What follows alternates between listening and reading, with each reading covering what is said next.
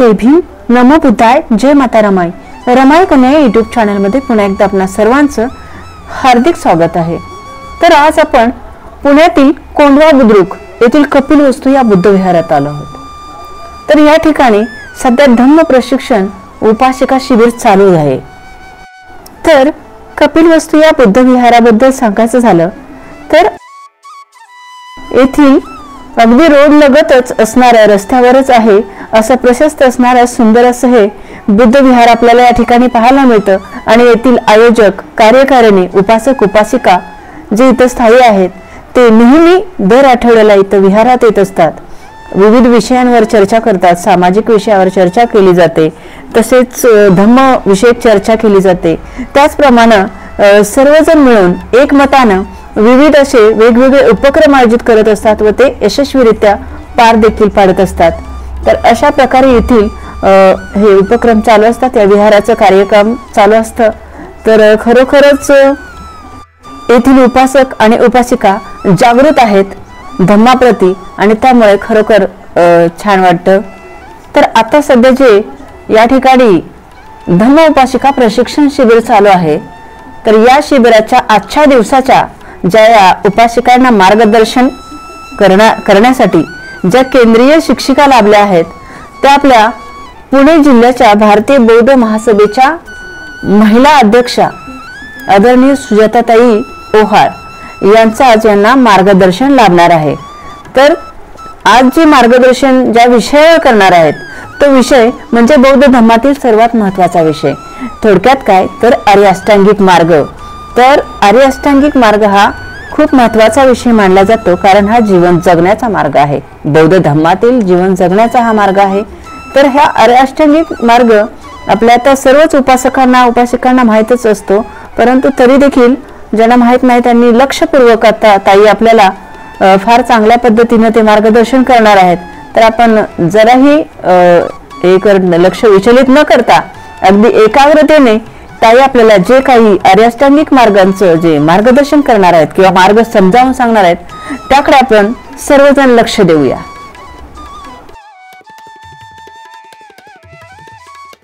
आपणा सर्वांना सविनय जय भीम करते. जोराचा जय भीम म्हणा. जय भीम. मुलीचे पाय बघितले जातात. मुलीचे पाय जर सपाट असतील तर आम्ही ही मुलगी अजिबात करणार नाही. का नाही करणार? तर आमचं घर सगळं सपाट होईल. पण तुम्ही जर भगवान बुद्धांचे पाय बघितले, त्यांचे तळवे बघितले तर कसे आहेत तो तळवे? सपाट आहेत की नाही? त्याच्यानंतर पुढची गोष्ट सांगते. लग्न झालं, मुलगी घरी आली, मग कुठला महिना येतो? आषाढ महिना येतो. कारण आपली लग्न कधी होतात? सर्रास मे मध्ये किंवा दिवाळी नंतर होतात. आषाढ महिना आला की काय करतो? नवरीने नवऱ्याचं तोंड बघायचं नाही. मग नवरीला कुठं पाठवायची? माहेरी पाठवायची. तुम्ही विचार करा, महामायेला गर्भधारणा कधी झाली हो? आषाढ पौर्णिमेला झाली ना. आणि कसा पुत्र पोटी आला त्यांच्या? भगवान बुद्धासारखा, म्हणजे भगवान बुद्ध. मग आपल्या पोटी तसा पुत्र येऊ नये म्हणून किती मोठी तरतूद केली बरं. तुमच्या नवरीने माहेराला जायचं आषाढ महिन्यामध्ये. या प्रथा आपण कधी मोडीत काढणार? आज होळी, काय रंगपंचमी, धुलवड बघितलं रस्त्याला काय चालू आहे? हा आपला सण आहे का? नाही. पण सर्रास आपलीच मुलं अंडी काय फोडतात, रंग काय लावतात, खाली पाडून पाडून अरे डोळ्यात रंग जाईल, हातपाय मोडतील, काय त्रास होईल की नाही? आम्ही काही ऐकत नाही. तसेच जन्माष्टमी तिथं सुद्धा काय करतात? दही अंडी एकावर एक खालून पाण्याचा मारा करायचा. पोरं पडली की काय होतंय? डोके फुटतात, हातपाय तुटतात, काय काय हाल होतात त्यांचे. काय करतं सरकार त्यांच्यासाठी? कशाला हे सण आहेत? मग आपले सण बरे नाही का? 12 महिन्याच्या 12 पौर्णिमा आहेत की नाही चांगले? विहारात यायचं, वंदन करायचं, इथं धम्मदान द्यायचं, बनते असतील तर त्यांना धम्मदान द्यायचं, आपण अष्टशील पाळायचं, त्या दिवशी उपवासात व्रत करायचं. मग हे आपण कधी करणार? आम्ही हुशार आहे, आम्हाला सगळं येतं, आम्ही धम्माचं पालन करतो, पण हे आम्ही करणार नाही. जन्माला यावा पण कुठं? शेजारच्या घरात, आमच्या घरात नको. आम्हाला लय त्रास होईल नाही का. तर हे असं करून चालणार नाही. तर ह्या ज्या प्रथा आहेत ह्या आपण मोडीत काढल्या पाहिजे, नाहीतर याच्यामुळे आपल्याला काय होतं, दुःख होतंय. तर दुःखाचे कारण हेच आहे, छोटी छोटी कारण आहेत. आता समजा एखाद्याच्या घरात लग्न निघाले, छोटं घर आहे पण सून यायची नाही का, मग काय म्हणतो आपण, ती एका घरात राहूच नाही शकत. तिच्यासाठी काय करायचं, घर बांधायचं, नाही तर मग भाड्याने घर घ्यायचं. आणि मग ते भाड्याच्या घराचा खर्च वाढतो की नाही. मग तिला काय म्हणायचं, ही अपेक्षा पायाची आहे, हिच्यामुळं आम्हाला खर्च व्हायला लागला नाही का. खर्च तुम्हीच केलाय ना, पण तिच्यावर नाव घ्यायचं. तर ह्या अशा काही गोष्टी आहेत, तर ह्या आपल्याकडून होता कामा नये. आणि म्हणून भगवान बुद्धांनी आपल्याला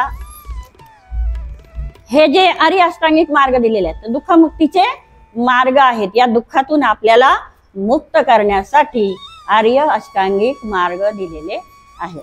आता लिहून घ्या. पहिला मार्ग,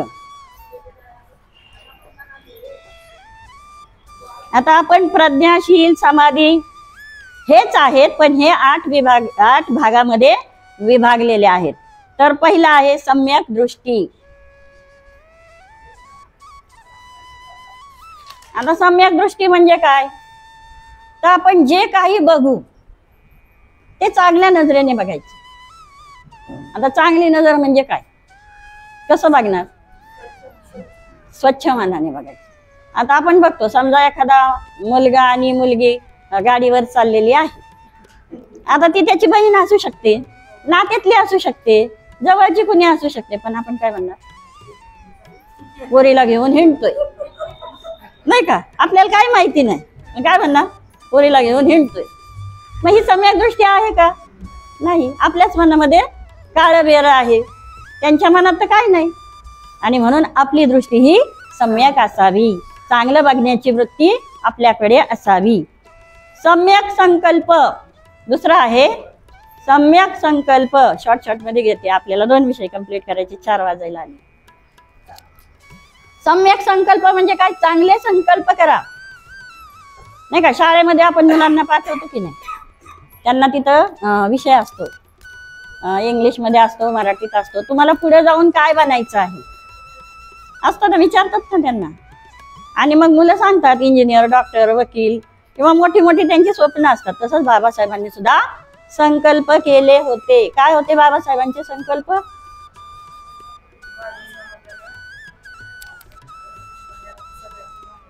मी हिंदू म्हणून जन्माला आलो, पण मी हिंदू म्हणून मरणार नाही. आणि मी माझ्या सगळ्या लोकांना जर चांगल्या अवस्थेत आणलं नाही तर काय करेल, मी स्वतः गोळी घालून घेईल. म्हणजे हे त्यांचे संकल्प होते आणि त्यांचे संकल्प त्यांनी पूर्णत्वास नेलेले आहेत. म्हणून ज्याच्याकडे काही संकल्प नसेल तो दिशाहीन असतो. खा प्या आणि मजा करा, पण आपल्या पुढे काहीतरी ध्येय पाहिजे. त्या ध्येयापर्यंत पोहोचण्याचा आपण प्रयत्न केला पाहिजे. समजा नाही तिथपर्यंत जाता येईल, हळूहळू जाऊ शकतो आपण. आणि म्हणून चांगले चांगले संकल्प करा. समजा बघा, एखादी बाई गरोदर आहे आपल्यातली, ती काय विचार करते, माझी सासू आहे ना कामाला नगरपालिकेत, मला झालेलं पोरग पण तिथंच लागेल तिच्या जागेवर नाही का, हा तिचा संकल्प. एखादी ब्राह्मणाची बाई आहे, ती जर गरोदर आहे तर ती काय विचार करते, माझ्या मुलाला कुठे जजची जागा खाली आहे का. काय संकल्प आहेत त्यांचे आणि काय संकल्प आहेत आपले. आणि म्हणून चांगले संकल्प करा. संकल्प करायला पैसे लागत नाही, तिथपर्यंत पोहोचायला पैसे लागतात, पण ते हळूहळू टप्प्याटप्प्याने आपल्याला करायचं आहे. बाबासाहेबांनी सांगितलंय शिका. नुसतं शिका म्हणजे 4, 4, 5वी, 2री शिकू नका. शिकून माराच्या जाग्या पटकावा. म्हणजे चांगल्या चांगल्या जाग्यावर तुम्ही जा. इंजिनियर, डॉक्टर, वकील, जज हे बना. नुसतं शिकलोय 4, 5वी येते आम्हाला, लिहिता वाचता येते ना, मी गटारात कुठेही पडून येते, एवढं शिक्षण आपल्यासाठी पुरेसं नाही. म्हणून बाबासाहेबांचे जे संकल्प होते ते संकल्प आपण सुद्धा करायला पाहिजे. भगवान बुद्धांनी सुद्धा संकल्प केला होता. काय संकल्प होता त्यांचा, की माझे शरीरातलं रक्त आटलं तरी मी या जागेवरून उठणार नाही, मी दुःखाचे कारण शोधून काढणार आहे. 6 वर्ष खरतर तपश्चर्या केली त्यांनी नाही का. अन्न पाणी काहीच खात नव्हते. कधी कधी एक तांदळाचा दाणा खायचे, कधी कधी कंदमुळं खायचे. अशा अवस्थेत ते जगले होते. पाठपोट एक झालं होतं तरी ते त्यांच्या जागेवर उठले नाही. शेवटी त्यांना कळालं की मी जर आता मरून गेलो तर माझा संकल्प कुठं राहिला, मी कसा तिथपर्यंत पोहोचेल. आणि म्हणून त्यांनी काय केलं होतं, सुजाताची खीर प्राशन केली होती. आहे ना लाईनीने सगळं, तुम्ही जे पहिल्यापासून ऐकले तेच येते ना रिपीट. तर हा सगळा असा दुनिया गोल आहे ना, तसा धम्म सुद्धा तसाच आहे. आपण कुठल्याही कडेने गेलो तरी बरोबर आपण त्या धम्माच्या जाळ्यात येऊन पडत आहे. किती सांगितलं, सम्यक संकल्प झाला ना आपला. तिसरा आहे सम्यक वाचा. आता सम्यक वाचा म्हणजे काय, तर आपण जे बोलतो नाही का, आपण जे बोलतो ते चांगलं बोललं पाहिजे. उगाचच एखाद्याची निंदा नालस्ती, एखाद्याला शिव्या देणं हे चुकीचं आहे का नाही. तन मन धनाने आपल्याला चांगलंच राहायचं आहे. आपण कुणाचं निंदा करायची नाही, कुणाच्या बद्दल आपल्या मनामध्ये सुद्धा विचार असे घाणेरडे येऊ नये असं आपल्याला वागायचं आहे. आणि आपण तसं वागतो का. शेजारणीचा कचरा आपल्या दारात आला तरी तिला शिव्या देणार, तोच उचलून तिच्या दारात टाकणार. का ग माझ्या दारात टाकला काय तू कचरा, घे तुझं तुला परत. आहे का आपल्याकडं काय संयम आहे का, काहीच नाही. आणि मग तेवढंच करून राहणार नाही. नळावर जरी कधी भांडणं चालली तरी ती पाण्याची भांडणं, पण ते आपण कुठपर्यंत नेतो, पोलीस चौकीला, किंवा मग तिच्या खानदानीच्या उखाळ्या पाकळ्या. माहिती तुझं कसं खानदानी मला, अरे तू पाण्याचं बोल ना, भांडणं पाण्याची होती ना. पण नाही, अरे खोलून खोलून खोलून तिचा सगळा इतिहास काढला. आणि मग खूप आनंद होता आम्हाला. काढला का नाही तिचा इतिहास बी, हे मला माहित होतं. माहिती आहे तर ठेव ना तुझ्याजवळ, त्याचा काही उपयोग आहे का नळाच्या पाण्याला आता इथं, काहीच नाही. पण तरी आपण ऐकत नाही. नळावरचं भांडण ते एक गीत आहे, तर तो कोर्टात पार तो मामला जातो नाही का. आहे ना, ऐकला असेल जुन्या जाणत्या लोकांनी सगळ्यांनी. तर ही अशी आपली सुद्धा पद्धत. पण आता घराघरात नळ आल्यात, आता ती भांडणं नाही करत, आता वेगळी भांडणं आहेत आपली. मुलांवरून भांडणं नाही का, सासू सासरे नाही सांभाळायचं त्याच्यावरून भांडणं, म्हणजे ही आता वेगळी पद्धत आली भांडणाची, ती गेली. तर हे भांडण करायचं नाही, शिवीगाळी द्यायची नाही, एखाद्याला वाईट बोलायचं नाही. ह्यालाच म्हणतात सम्यक वाणी, सम्यक वाचा. पण एक छोटीशी गोष्ट सांगून मी पुढे जाते. गोष्ट अशी आहे, एका गावामध्ये एक नवीन बाई होती, ती राहायला आली. गाव खूप एकोप्याने राहत होतं. जसे आता तुम्ही सगळे कसे एकोप्याने येताय विहारामध्ये बसताय, तसं ते गाव होतं. आणि त्या गावामध्ये त्या बाईला वाटलं, बघा यांचा एकोपा आहे ना, मी आता बरोबर करते.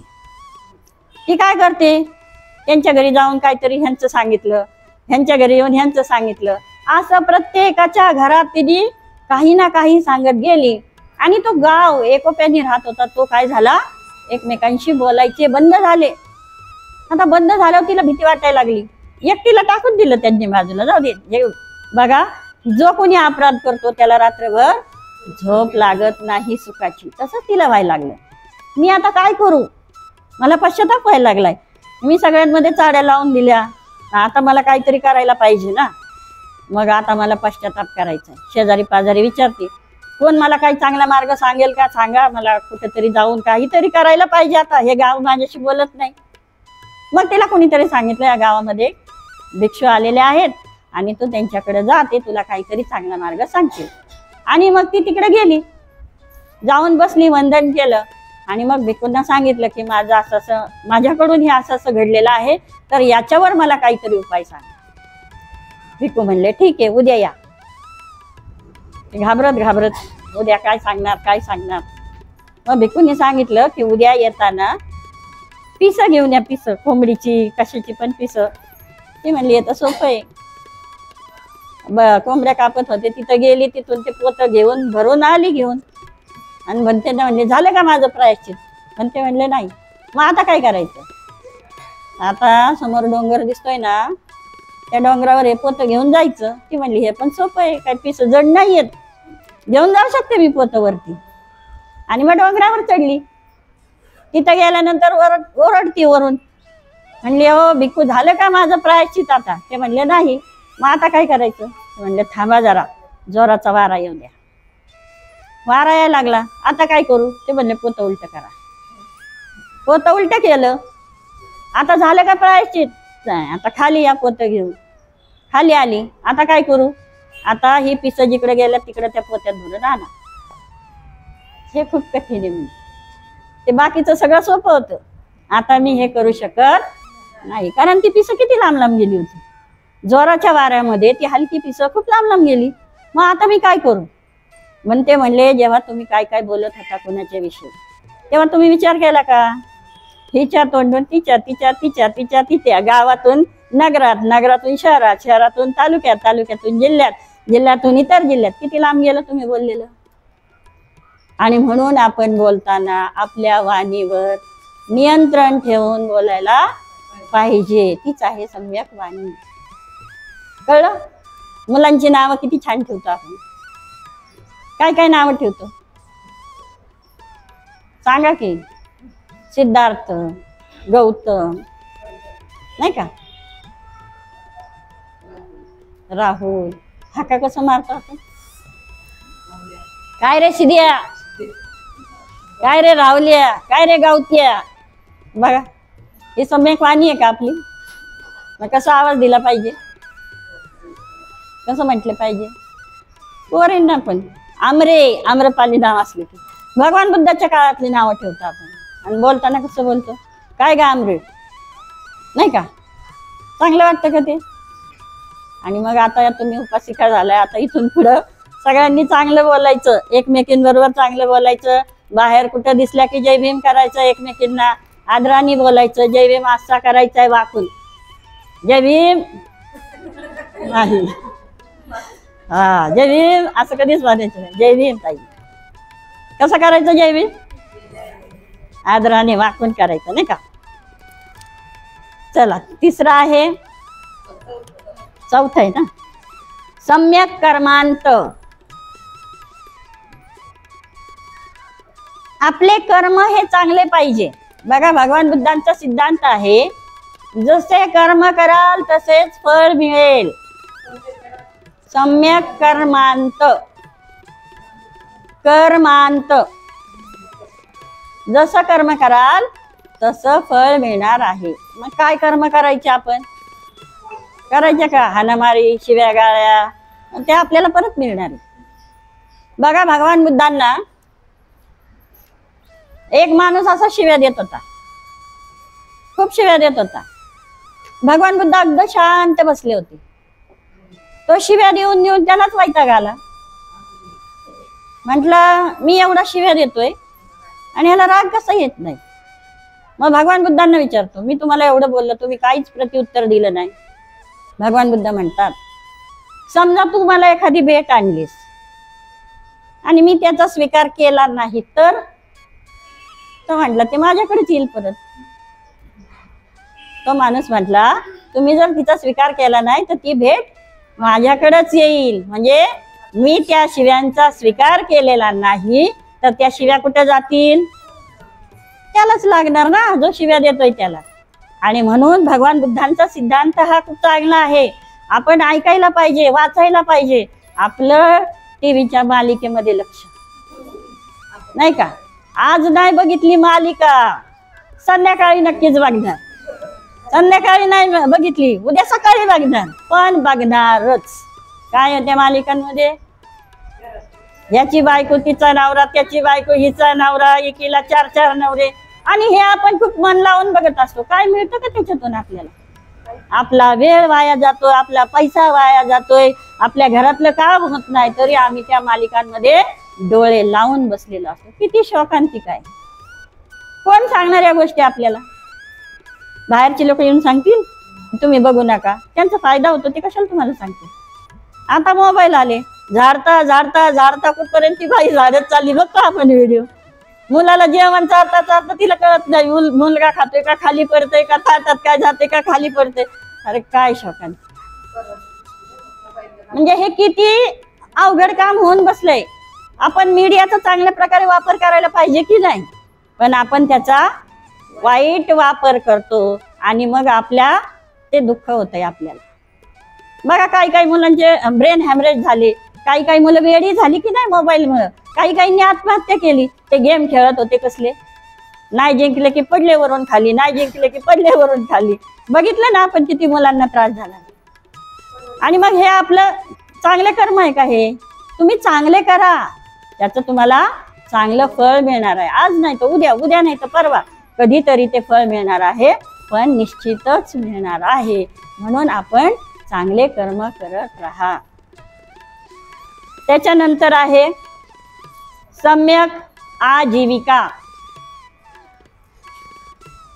आता सम्यक आजीविका म्हणजे काय? तर आपण जे काम करतो, ज्याच्यासाठी आपण नाही का पोट भरण्यासाठी काम करतो, मग ते काम कसं असावं?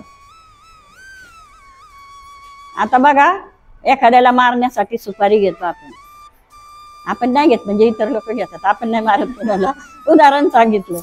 तर मग ते चांगलं काम आहे का? पैसे तर तुम्हाला मिळतात, पण तुम्ही करता ते चांगलं काम आहे का? नाही. तुमचं कुटुंब सुखी होईल का? नाही होणार. पण जर तुम्ही कष्ट केले, महिनाभर तुम्ही कुठं कष्ट केले आणि त्याचा तुम्हाला पगार मिळाला, तो पगार तुम्ही जेव्हा घरात खर्चता, आपल्या मुलांना त्याचं काही खाऊ आणता, किती समाधान वाटतं बरं आपल्याला. चला, मी काहीतरी केलंय, माझ्या मुलांसाठी मी राबलेलो आहे आणि त्या मुलांना मी खाऊ घातलेला आहे. आता काही काही लोक दारूची दुकाने टाकतात, काही काही लोक मटणाची दुकाने टाकतात, पण ही सम्यक आजीविका आहे का? दारूमुळे काय होतंय? तुम्ही दारू विकता, तुम्हाला पैसे मिळतात, पण बाकीचे संसार उद्ध्वस्त होतात ना. हे चांगलं काम आहे का? नाही. त्याच्यापेक्षा ते रस्त्याला खड्डे खोदणारे ते सम्यक आजीविका करतात, नाही का? कष्ट करतात, उन्हात तान्हात पावसा पाण्यात कष्ट करून 4 पैसे कमवतात आणि आपल्या संसाराला लावतात, आपल्या मुलांना वाढवतात, मोठं करतात. त्याला म्हणतात सम्यक आजीविका. कळालं काय सम्यक आजीविका? थांबू. सम्यक व्यायाम. आता व्यायाम म्हणजे आमच्या मॅडम सकाळी म्हणल्या मी सकाळी उठून व्यायाम करते किंवा चालायला जाते, तो व्यायाम नाही. व्यायाम आपल्या मनाचा करायला पाहिजे. आपलं मन भरकटतं ना इकडं तिकडं, नाही का? रात्रीचे स्वप्न पडतात ना, खड्ड्यात पडलं, इकडं झालं तिकडं झालं, गाडी अंगावरून गेली, काही स्वप्नात येतं, साप आला. हे काय होतं? आपण दिवसभर त्या विचारात असतो आणि म्हणून तेच आपल्याला घडतात ना. मनी बसे ते स्वप्नी दिसे, आणि म्हणून ती स्वप्न आपल्याला पडत असतात. आणि मग आपण जातो देवरेशाला विचारायला, अहो मला लई स्वप्न पडतात. धरा अंगारा, खा पाण्यात टाकून द्या, तर लावा कपाळाला, नाही तर फुका इकडं तिकडं. काय होणार त्याच्यानी? काही नाही होणार. आपल्या मनाची मशागत करायला पाहिजे. त्याच्यासाठी आपल्याला व्यायाम करायची गरज आहे, नाही का? मनाचा व्यायाम. तसंच आहे सम्यक स्मृती. 7. सम्यक स्मृती. आता सम्यक स्मृती म्हणजे काय? तर समजा आपण आता इथं बसलोय, तुम्हाला मी सांगते, तुम्ही ऐकताय, पण लक्ष कुठं? नाही का? घरी पोरं शाळेतून आली का? अभ्यास झालाय का नाही त्यांचा? परीक्षेचा पेपरच येऊ द्या, काय लिहितो काय माहिती आता. अरे तुम्ही इथं बसलाय ना, तर इथलाच विचार पाहिजे तुमच्या डोक्यामध्ये. मग समजा एखादा गाडीवाला गाडी चालवतोय आणि तो घरचा विचार करत असेल, बायकोनी भाजी आणण्या कोणती सांगितली बरं, गाडीवर चाललाय, काय होईल त्याचं? ऍक्सिडेंट होईल की नाही? साध्या साध्या गोष्टी आहेत या. भगवान बुद्धांनी आपल्यासाठी, सर्वसामान्यांसाठी पंचशील दिलेलं आहे, जे तुम्हाला पहिल्या दिवशी सांगितले. ते पंचशील तरी आपण पाळतो का? पाळतो का? हे तर त्याच्या पुढचं आहे, आपण तेच पाळत नाही, हे कधी पाळणार? पंचशील न पाळल्यामुळं आपल्या जीवनामध्ये दुःख होतं आणि अष्टशील पाळल्यामुळं आपल्या जीवनातलं दुःख निघून जातं, नाहीच होतं. मग काय करायचं आपण नक्की? पाळायचं ना अष्टशील? करायचं ना आपल्या जीवनामध्ये त्याचा उपयोग? नाही करायचा. 2 कान आहे आम्हाला, इकडून ऐकू इकडून सोडून द्या, आम्हाला काही घेणं देणं नाही. ऐकलं होतं, विहारात गेलो होतं, तिथं ऐकलं, आता बस झालं. आपल्याला ही जबाबदारी दिलेली आहे. उपासिका शिबिराला ही जबाबदारी का दिली? तुम्ही उपासिका शिबिरात बसा, बायकांच्या तोंडात काय राहत नाही बघा, चांगल्या गोष्टी वाईट गोष्टी काही असलं तरी त्या काय करतात, इथं ऐकलं की लगेच दुसऱ्यांना सांगायला जातात, सांगतात की नाही. पुरुष नाही सांगत. पुरुष ऑफिसमध्ये काय झालं तर ते सांगणार नाही घरी येऊन, ते काय यांना सांगायचंय तेव्हा, या आमच्या ऑफिसमधलं आमचं आम्हाला. पण बायका तशा नाही म्हणत, त्या इथं सांगितलं की दुसरीकडे, दुसरीकडे सांगितलं की तिसरीकडे. आणि म्हणून प्रचाराचं माध्यम आहात. कोण आहात तुम्ही? प्रचाराचं माध्यम आहात. मुलगी दोन्ही घरचा प्रचार प्रसार करते, सासूकडचा करते, बाहेरचा करते. आणि म्हणून हे आपल्याला माहेरी सांगायचंय आणि सासर घरी सुद्धा सांगायचंय, आम्ही इथं 10 दिवस काय शिकलेलो आहे. समजा तुम्ही शिबिरात बसला नाही आणि आता तुमच्या मुलांना वळण लावायचंय, कसं लावणार वळण? आम्हालाच काय माहिती नाही, काय सांगणार आम्ही आमच्या मुलाला? छोटीशी गोष्ट सांगते, मला गोष्ट सांगायची सवय. गोष्टीशिवाय धम्म कळत नाही हो. नुसतं मी धम्म सांगत राहिले तर काही कळणार नाही तुम्हाला, डोक्यावरून जाईल. पण जेव्हा गोष्टी रूपात सांगितलं ना, बरोबर सांगणार तुम्ही, हे असं तिथं सांगितलं होतं. तर गोष्ट छोटीशीच आहे बघा. दोघं नवरा बायको होते आणि त्यांच्याकडे एक लहान मुलं होतं, बाळ होतं, म्हणजे 3-4 वर्षाचं. आणि त्या मुलाला घेऊन ते गेले पिक्चरला गेले. आता ते पिक्चर दिवार होता, दिवार फायटिंगचा पिक्चर आहे तो. कोणी बघितला का दिवार? अमिताभ बच्चनचा. आणि तो पिक्चर बघताना त्या मुलाची चुळबुळ व्हायला लागली. पण तो लहान असल्यामुळे आई वडिलांना काही सांगू शकत नाही की मला बाहेर घेऊन चला किंवा काय, काहीच नाही बोलू शकत. आता कसं लहान मुलांना असं डोळे वाटरले की वर लगेच खाली बघतात, तसं तो आपला गप्प बसला. काही वेळाने त्याला आली सू आल्यावर म्हणला, मम्मी मम्मी मला सू करायची आहे. मग ठीक आहे म्हटली, चला. मम्मी पप्पा त्याला बाहेर घेऊन गेले, सू करून आला. परत आतमध्ये आले, पिक्चर सुरू झाला. पिक्चर बघता बघता त्याला कळालं सू आली म्हटल्यावर आपल्याला बाहेर देतात. आणि मग तो म्हणायला लागला, मम्मी मम्मी मला सू आली, मम्मी मम्मी मला सू आली. म्हणजे काय रे वेड्यासारखा सू आली म्हणतो, तुला समजत नाही का? एवढी लोक ऐकतात. म्हणलं मग काय म्हणायचं मम्मी? मम्मी म्हणते मला गाणं म्हणायचंय. असं म्हणायचं, मला गाणं म्हणायचंय, सू म्हणायचं नाही. लहान मुलं पटकन लक्षात ठेवतात की नाही कुठल्या गोष्टी, त्या मुलाने ते लक्षात ठेवलं. पिक्चर संपला, घरी गेले, जेवण झालं, झोपले. रात्रीच्या 2-2:30 वाजले आणि मुलाला सू आली. मम्मीकडे गेला, मम्मीला म्हणला, मम्मी मम्मी मला गाणं म्हणायचं. मम्मी झोपत होती, तुझ्या पप्पाला सांग म्हणजे. आता पप्पाला यातलं काहीच नाही माहिती, मम्मीने शिकवले. आणि मग गेला पप्पाकडे, पप्पा पप्पा मला गाणं म्हणायचंय. पप्पा झोपेत होता, काय म्हणला? म्हण माझ्या कानात.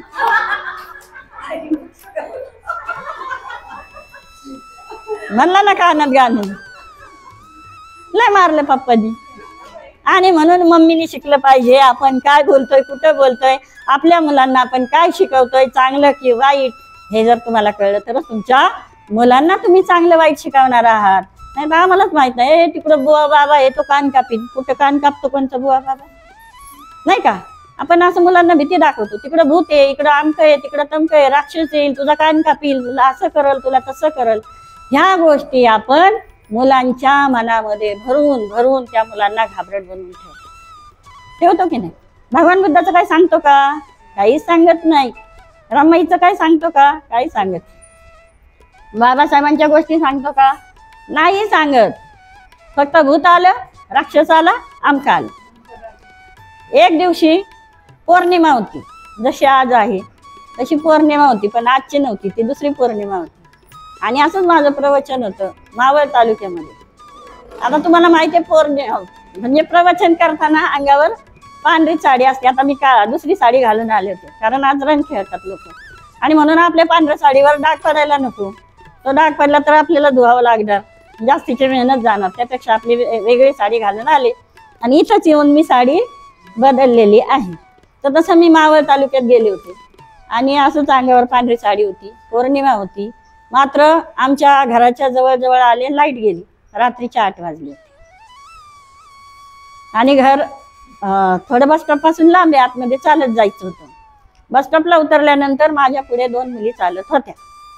माझ्या अंगावरची पांढरी साडी बघितली, पौर्णिमा होती ते बघितलं आणि त्या पोरी म्हणल्या भूत आलं. मला बघून म्हणल्या भूत आलं पळायला लागल्या दोघी. आणि मी म्हणते अगं मी भूत नाही, थांबा. ते अजून जोरात पळायला, तर म्हणलं भूत बोलायला पण लागलं. म्हणजे हे कोणी शिकवलं? आई वडिलांनी शिकवलं की नाही? आणि म्हणून आपण चांगल्या गोष्टी शिकवा ना त्यांना. सांगा ना, शिवाजी महाराज, जिजाऊ सांगा, बाबासाहेब सांगा, भगवान बुद्ध सांगा, पण हे आपण सांगत नाही. मात्र बाकीचं सांगायला मात्र आपण अग्रेसर असतो. कारण काय? आम्हाला मागच्यांनी सांगितलंय, आम्ही तेच पुढं नेत आहोत. मग आता ज्या जुन्या रूढी, परंपरा, रीती, चाली, ह्या सगळ्या आपण बदलणार नाही का? पूर्वी आमच्या सासरा बघा काष्टाच्या साड्या घालायच्या ना. त्याच्या अगोदर तर ते ओबरवाट्याच्या घालायच्या, असं खालून वर खोचायचे नाही का, तशा साड्या घालायच्या. तुम्ही बघितल्या असतील नसेल मला माहित नाही, पण तशी प्रथा होती. नंतर अशी काष्ट आला, त्याच्यानंतर गोल साड्या आल्या, हे सगळं आम्ही स्वीकार केला. त्याच्यानंतर ड्रेस आले ना. घरं आमची मातीची होती, तर आता चांगली घरं आली, विहारं आमची चांगली झाली. हे सगळे बदल आम्ही स्वीकार केले. मात्र आमच्या घरातले ते जुने जे आहेत कोपऱ्यामध्ये, ते आम्ही काढायलाच तयार नाही. बाबासाहेबांनी 1956 साली आम्हाला धम्मदीक्षा दिलेली आहे. आणि काय सांगितलंय? 22 प्रतिज्ञा दिल्या. त्याच्याबरोबर प्रत्येक प्रतिज्ञामध्ये त्यांनी काय काय सांगितलंय, पहिल्या 3-4 प्रतिज्ञा तर त्याच्यावरच आहे. कुठं लिहिलंय बाबासाहेबांनी? तुम्ही 22 प्रतिज्ञा वाचता कधी? नाही वाचत आम्ही. वाचले तर आमच्या लक्षातून लगेच जातात. आणि म्हणून आमच्या घराघरामध्ये आम्ही जे काही ठेवलेलं आहे ते जर तुम्ही काढलं तरच आपल्याला हा बुद्ध धम्म किती गोड आहे हे कळणार. करतो ना आम्ही, ते बी करतो. काय होणार आहे? इकडचं तिकडचं घेऊन काही साध्य होणार नाही. आणि म्हणून एकतर्फे चाला. थोडं हे थोडं ते.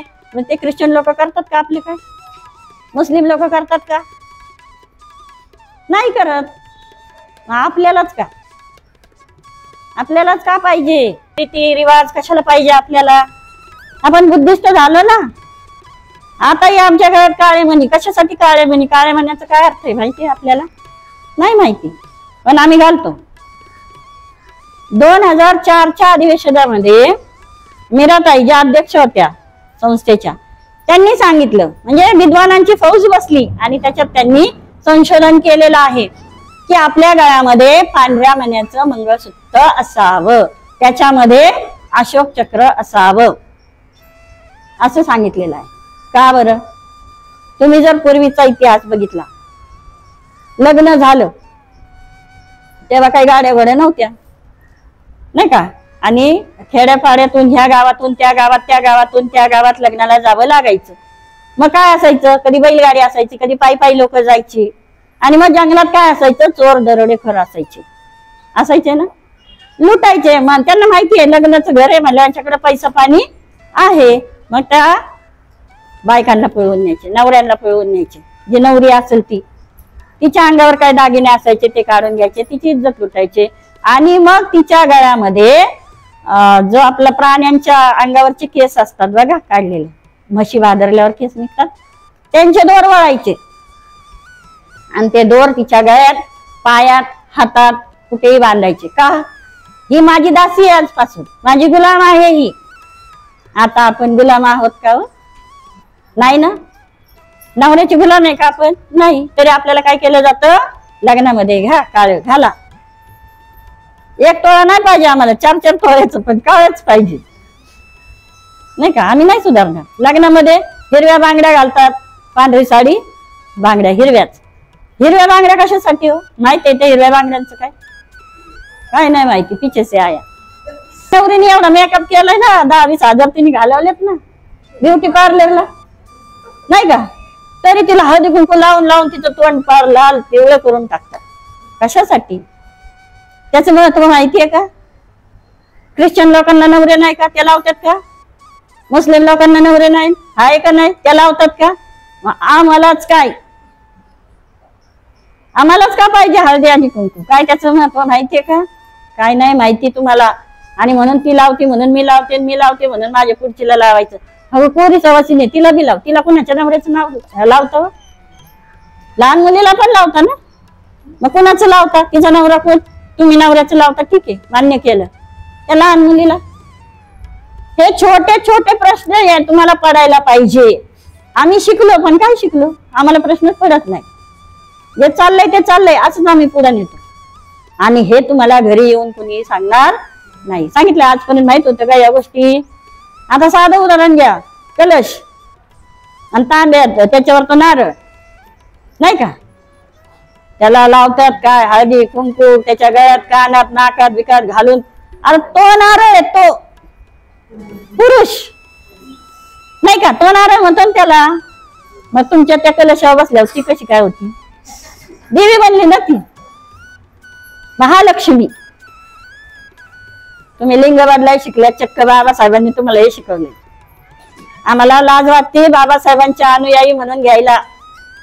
तर हे बंद करा, नका त्याच्यामध्ये पडू, काही मिळणार नाही.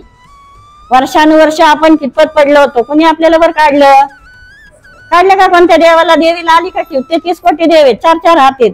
आम्हाला प्रश्न पडतो यांना चोळ्या कुणी शिवल्या त्या काळी? आणि कोणता टेलर होता? आहे ना, भारी भारी चोळ्या घातलेल्या आहेत ना त्यांनी, कसे त्यांच्या हातातून गेल्या, कोणी शिवल्या? हे प्रश्न आपल्याला पडले पाहिजेत. ह्याच्यावर आपण विचार केला पाहिजे, चिंतन मनन केलं पाहिजे की आपण हे करतो हे बरोबर आहे का चूक आहे. म्हणून हळदी कुंकू लावणे नाही. बाबासाहेब म्हणले आणि आपल्याला अधिवेशनात सुद्धा सांगितले, टिकली लावा, तुमच्या कपाळाला शोभेल अशी टिकली लावा, तुमच्या मॅचिंगची टिकली लावा, तुमची साडी जशी आहे तशी टिकली लावा. पण आम्ही काय करतोय, सर्रास आम्हाला लाल टिकल्याच पाहिजे नाही का, रक्ताचा रंग लाल. तुम्ही संक्रांत बघितली का? ते वाचली का स्टोरी तुझी? नाही वाचली. आता मी सगळाच इतिहास सांगत बसले तर माझा विषय बाजूला राहिला नाही. ह्याच विषय म्हणतील हे शिकवायला जाता का तुम्ही? पण हे सांगणं सुद्धा तेवढंच गरजेचं आहे. कारण मी नाही सांगितलं तर दुसऱ्यांचा तेच विषय सांगून ते निघून जातील ना. तुमच्यापर्यंत हे पोहोचणारच नाहीये. आणि आमचा मुख्य उद्देश काय आहे की महिलांमध्ये हे पोहोचलं पाहिजे, जेणेकरून त्या आपल्या पुढच्या पिढीला सुरक्षित सुशिक्षित करतील. पण आम्ही ते सांगत नाही, म्हणून आम्ही जसं आलंय तसंच चाललंय आजपर्यंत, तेच करत गेलोय. आणि म्हणून आमची सुधारणा होत नाही. म्हणून आता इथून पुढे आपल्याला सुधारणा करायची आहे. आता शेवटच्या टप्प्यात आले विषयाच्या सम्यक समाधी. आठवाय ना, सम्यक समाधी. सम्यक समाधी म्हणजे काय? तर ज्ञानेश्वरांनी जशी समाधी घेतली नाही का, तशी आपल्याला समाधी घ्यायची नाही. नाही तर चला समाधी घ्यायला, संपलं जग. सगळ्यांनी समाधी घेतल्यावर आदरच काय? समाधी घ्यायची नाही, तर आपल्या मनाची मशागत करायची, आपल्या मनाला एकाग्र करायची आहे. त्यासाठी आपल्याला रोजची 5 मिनिटं का होईना आपल्या डोक्याला शांतता देण्यासाठी. आता आमच्या मॅडम म्हणल्या मी 5 मिनिटं 10 मिनिटं तो व्यायाम करते, म्हणजे मनाची मशागत करते. तर 5 मिनिटं का होईना आपण सगळ्यांनी शांत बसायचंय. आपलं भरकटलेलं मन आपल्या ताब्यात आणायचं आहे. त्याला म्हणतात सम्यक समाधी. आता नका बसू, आता मी सांगते, नाही तर तुम्ही जाल तिकडे समाधी लावून बसलं की हे कोण ऐकायचं.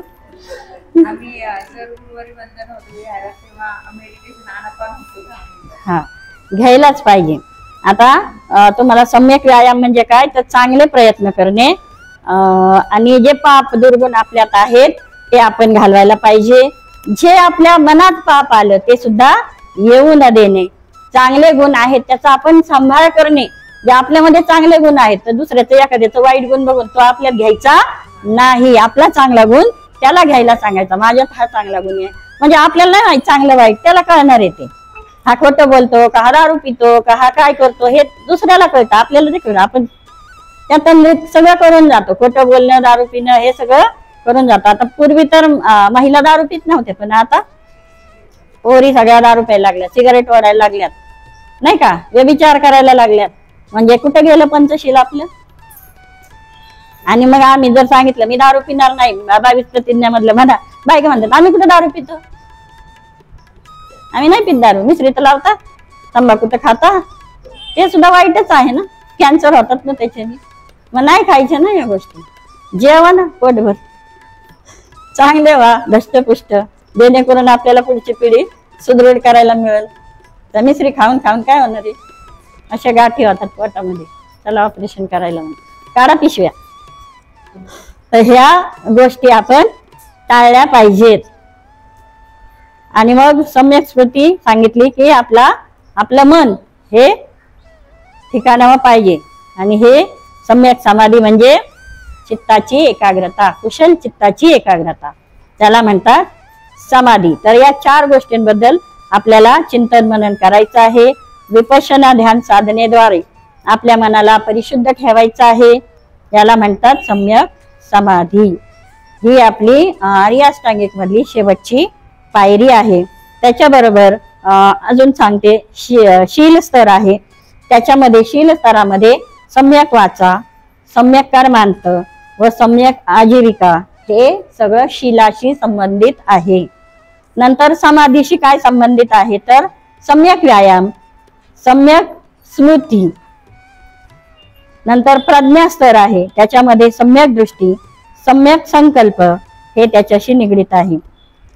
त्याच्यानंतर आहे ध्यान आहे. प्रथम ध्यान, प्रथम ध्यानाची 5 अंगे आहेत.